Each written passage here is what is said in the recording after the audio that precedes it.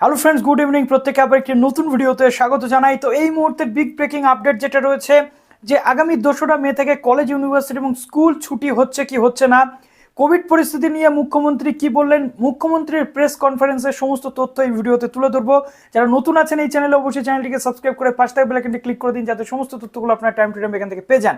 তার পাশাপাশি এটাও বলতে চাইবো যে বর্তমানে 5th সেমিস্টারের পরীক্ষার রেজাল্ট পাবলিশ হয়েছে। 5th সেমিস্টার পরীক্ষাতে অনেক সাপ্লি এসেছে, সেই নিয়ে কি বক্তব্য রয়েছে, সেই নিয়ে কি রুলস রয়েছে, ওয়ান বাই ওয়ান ডিসকাস করবো এই ভিডিওতে। তো যারা নতুন আছেন এই চ্যানেলে অবশ্যই করে সাবস্ক্রাইব করে পাশে থাকা বেল আইকনটি ক্লিক করে দিয়ে যাবেন।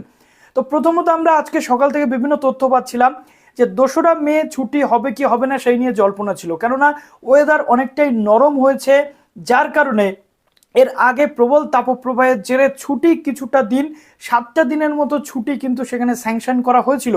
যে ছুটির পর কিন্তু বলা হয়েছিল যে পরবর্তীতে 2রা মে থেকে ছুটি কিন্তু হবে, কিন্তু শিক্ষক সংগঠন, রাজ্যের শিক্ষক সংগঠন মুখ্যমন্ত্রীর কাছে বা শিক্ষা দপ্তরের কাছে আবেদন করেছিলেন যে যেহেতু আবহাওয়া এখন অনেকটাই স্থিতিশীল হয়েছে, কাজেই 24শে মে নাগাদ কিন্তু এই ছুটিটা যাতে দেওয়া হয় সেই জন্য ভালো হবে। কেননা স্কুল বা যে সমস্ত কলেজ, ইউনিভার্সিটির ক্ষেত্রে সমস্যা সেটা হচ্ছে স্কুল যদি বন্ধ হয়ে যায় তাহলে পঠন পাঠনের যে গতিটা সেটা কিন্তু কোথাও স্লথ হয়ে যাবে, আর স্লথ গতি হলে পরবর্তীতে পরীক্ষার ক্ষেত্রে স্টুডেন্টদের সমস্যা হবে।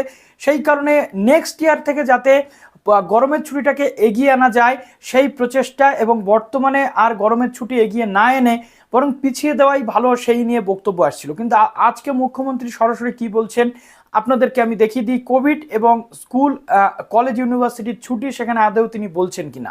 কোভিডের ব্যাপারেও রিপোর্ট দিয়েছি আমরা। 10 জন এখনো পর্যন্ত অক্সিজেন লাগছে এবং তাদেরও ম্যাক্সিমাম হচ্ছে কোমরবিডিটিস কেস।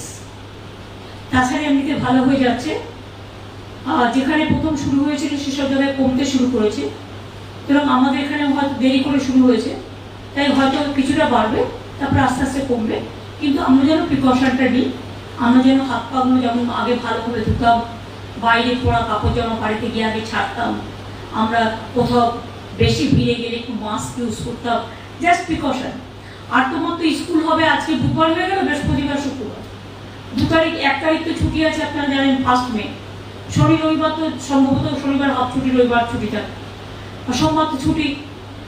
তো 2 তারিখ থেকে তো সেন্টার আমাদের ছুটি পড়ে যাচ্ছে। সুতরাং আমরা গরমের ছুটি 2 তারিখ থেকে দিয়ে দিচ্ছি।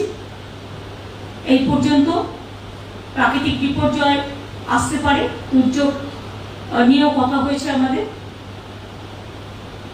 এবং প্রত্যেকটা ডিপার্টমেন্ট নিয়ে আলোচনা হয়েছে। দেখে নিলাম মুখ্যমন্ত্রী কি বললেন। সেখানে কিন্তু মুখ্যমন্ত্রী একটা কথাই উল্লেখ করলেন, যেটা হচ্ছে এই যে ছুটি, এটা কিন্তু স্কুলের জন্য ছুটি। কোভিডের জন্য প্রিকশন নিতে বললেন, কেননা প্রিকশন আমাদের নিতেই হবে।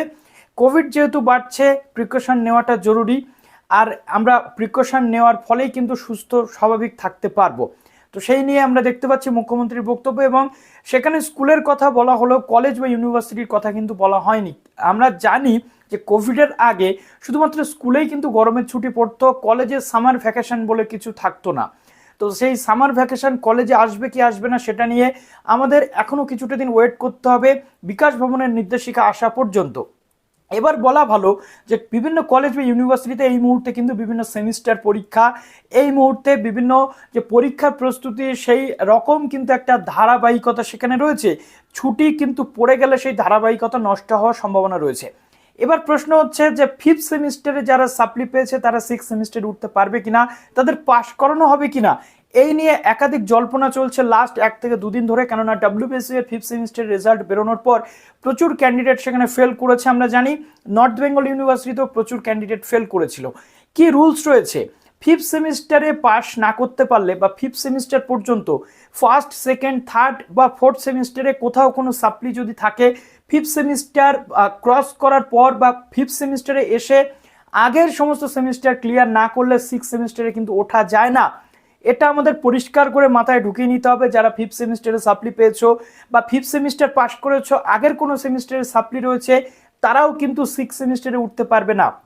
তোমাদের এই যে ফিফথ সেমিস্টার পরীক্ষা যেখানে যেখানে সাপ্লিমেন্টারি পরীক্ষা হয়, পরবর্তীতে তোমরা স্পেশাল সাপ্লি দিয়ে উঠতে পারবে সিক্স সেমিস্টারে। কিন্তু যেহেতু ডাব্লিউবিএসইউতে কোনো স্পেশাল সাপ্লি হয় না, কাজে পরবর্তী বছরে যখন ফিফথ সেমিস্টারের পরীক্ষা এগেন হবে, আবার হবে, তখন তোমাদের এই ফিফথ সেমিস্টারের সাপ্লিটা ক্লিয়ার করতে হবে, তখনই তোমরা সিক্স সেমিস্টারে উঠতে পারবে। এখন যারা ফিফথ সেমিস্টারে পাস করতে পারোনি, ফেল করে আছো, তারা কিন্তু আর কোনো মতেই সিক্স সেমিস্টারে উঠতে পারবে না। গতকাল থেকে এই প্রশ্ন অনেক আসছিল যে কি করব। আপাতত তোমরা রিভিউ করতে পারো, স্পেশাল রিভিউ করতে পারো, তোমরা আরটিআই করতে পারো বা স্কুটিনি করতে পারো।